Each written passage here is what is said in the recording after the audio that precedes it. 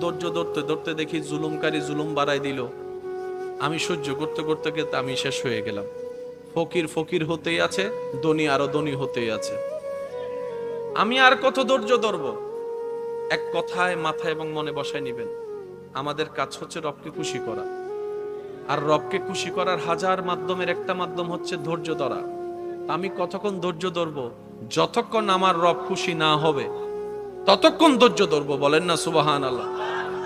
হাদিসে পাকে নবী রাহমাতুল্লিল আলামিন ইরশাদ করছেন, হে আমার উম্মত, কখনো যদি দোয়া কবুল না হয় মন ছোট করিও না। বান্দার দোয়া আল্লাহ কখনো বিফলে যেতে দেয় না। বান্দা দুনিয়াতে যা দোয়া করেছে তা আল্লাহর কাছে জমা থাকে। আল্লাহ যদি দুনিয়াতে সেটা রিটার্ন না করে, কবুল করে, হাসরের ময়দানে ওই করা দোয়ার বিনিময়ে আল্লাহ এমন নিয়ামত দান করবেন, বান্দা সেদিন নিয়ামত পেয়ে অবাক হয়ে যাবেন। সুবহানাল্লাহ।